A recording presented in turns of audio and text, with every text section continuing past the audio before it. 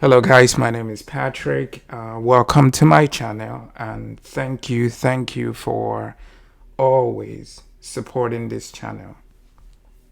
Today I'm going to discuss 7 ways through which you can lower your blood pressure without taking any medication. Okay? But before I get into the specifics of this video, let's define what a what a normal blood pressure is, because there you can know what an elevated blood pressure is if you don't know what the normal blood pressure is. So, what is a normal blood pressure? A normal blood pressure is when your blood pressure is less than 120 over 80. So that is a normal blood pressure, less than 120 over 80. So 120 is the systolic and 80 is the diastolic. So the question now is, what is an elevated blood pressure? An elevated blood pressure is when your systolic blood pressure is between 120 to 129. And also when your diastolic blood pressure is less than 80. Okay? So again, an elevated blood pressure is when your systolic blood pressure is between 120 to 129, or and when the diastolic blood pressure is less than 80. So the next question is, what is stage 1 hypertension? Stage 1 hypertension is when your systolic blood pressure is between 130 to 139, or when your diastolic blood pressure is between 80 to 90. So, what is stage 2 hypertension? Stage 2 hypertension is when your blood pressure is 140 systolic or greater. Okay, if your systolic blood pressure is 140 or higher than 140, or if your diastolic blood pressure is 90 or greater than 90, that is when you know you have stage 2 hypertension. So now you know you can go from normal to elevated to stage 1 to stage 2. Do you know that you can, if you do not manage or control your blood pressure, you can go from normal to elevated to stage 1, stage 2, even to a point where your blood pressure gets out of control and you become classified as being in urgency or emergency. So you can become, you can be put in the category of hypertensive urgency or hypertensive emergency. You can get into hypertensive crisis, and you do not want that. I know you're probably asking, wait a minute, what is the difference between hypertensive urgency and hypertensive emergency? And I'm going to explain that. So in both cases of hypertensive emergency and hypertensive urgency, the numbers are equal or greater than 180. That is the systolic number. So in both hypertensive urgency as well as hypertensive emergency, the systolic blood pressure is greater than 180. And the diastolic blood pressure is equal or greater than 120. Okay? So that is when you get into hypertensive crisis. Okay? Now, the difference between the two The difference between hypertensive urgency and hypertensive emergency. In hypertensive urgency, even though the blood pressure is 180 over 120 or greater than that, complications have not started taking place yet, meaning there hasn't been any damage to your organs. Okay? There's no end organ damage yet at that point.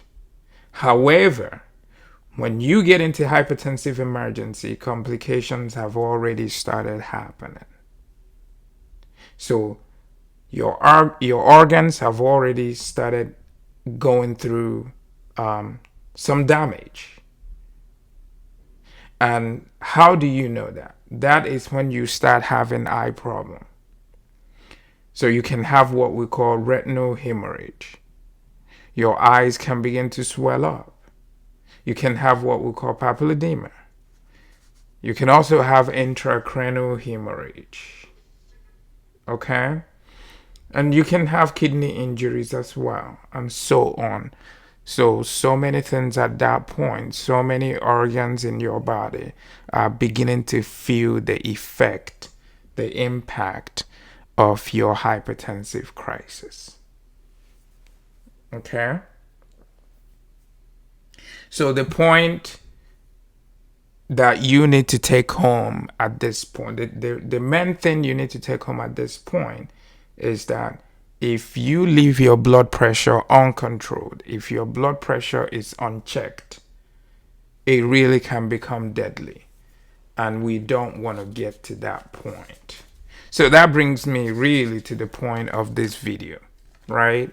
7 things that we can do, that you can do to lower your blood pressure without having to take any medication. Because I really believe this is important. At the end of the day, they can give you medications, but if you are always going back to the behavior that catalyzed the problem, to the behavior that brought about the problem, the disease, or the medical condition, then the medication is irrelevant, right? Then I can give you other medication from now till the coming of Jesus Christ, right? But until you change certain behaviors, it's not gonna be effective. It's not going to do a whole lot for you. So number one thing that you can do to lower your blood pressure without having to take any medication, one of them is weight loss. And the BMI, which is your body mass index that you want, the normal BMI that you really want to stay around is 25. Because research has shown that if you are carrying excess weight, you are at an elevated risk of having so many health problems. Number 2, you really want to limit your alcohol intake. It's very important. For men, the recommendation is that you stay within less than 2 drinks per day. And for women, you want to do less than 1 drink per day.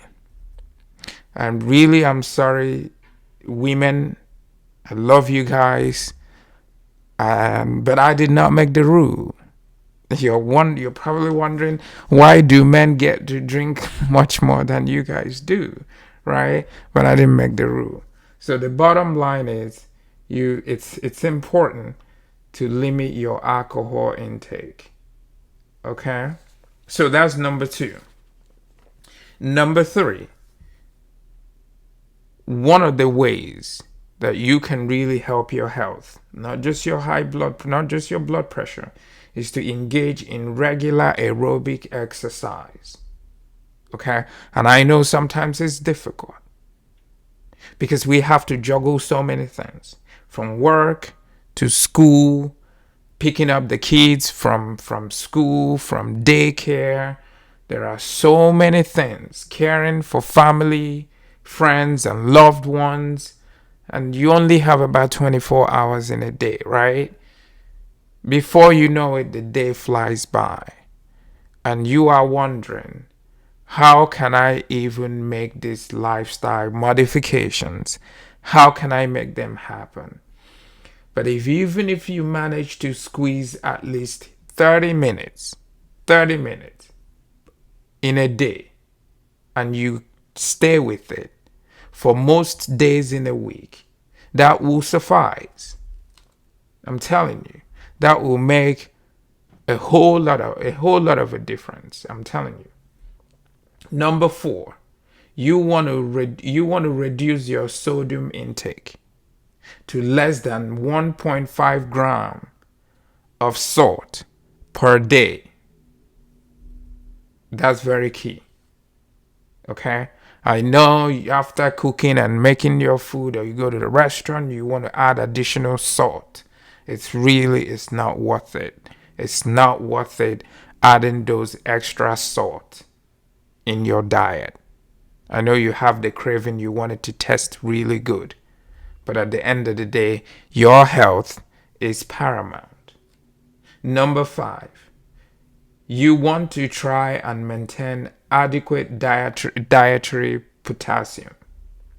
Okay? And the recommendation is greater than 3,500 milligram per day, as long as your kidney is functioning very well, of course. Number 6, smoking cessation. This is the elephant in the room. I'm probably going to have to make a video explaining how smoking does a lot of damage in your body. So you need to put in the effort. I know it's hard. I know some of us are addicted to smoking, but it's really important for you to stop smoking. And even on the cigarette pack, there's a warning on it by the Ministry of Health that says smokers are liable to die young. Think about that for a minute. Smokers are liable to die young. That's what is written on the cigarette pack. Number 7, diet. This is one of the important ways you can lower your blood pressure without having to take medication. Diet. And there's a special kind of diet. We call it DASH diet. DASH diet. And what it is it's a dietary approach to stop hypertension. And this plan involves a diet that is high in fruits and vegetables. However, it is low in fat and dairy products, but it's low in animal proteins.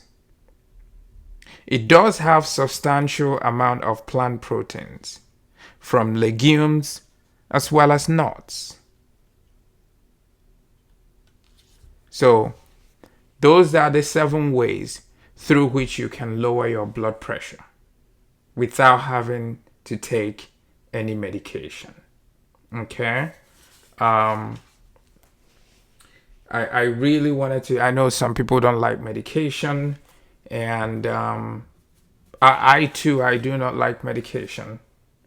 But if we continue to engage in certain behaviors, we're gonna have to, all of us, end up with 10, 15. I've seen people who are on up to 15 medications. And you don't want that. So in summary, weight loss is important. You want to limit your alcohol consumption. Okay? I know you love your alcohol, but you really want to limit your alcohol consumption. You want to try and do as much as exercise as you can. And you want to reduce your sodium intake. Maintain adequate dietary potassium. Smoking cessation is critical. And engage in healthy diet. Now, for my black folks, I love you guys. You guys are wonderful. But I must have to give you this message. We are more affected by hypertension. We are more salt sensitive. And we deal with a lot of stress. We really do. We deal with so much stress. So that is important to stay on top of your health. Hypertension is linked to heart attack, stroke, heart failure, as well as kidney disease. So it is imperative for us to constantly check our blood pressure, because there's no way you can control what you do not know. Okay? Thank you. Like this video. If you're learning something and ways through which you can manage your health, I want you to share this video and also subscribe. Okay? Because at the end of the day, it's all about helping people. It's all about helping people. And there's a proverb that I so much love, and it says, health is wealth. I know we focus so much on making money, but I have seen people die and they leave the wealth that they have created just like that. So your health is your number one priority. Health is wealth.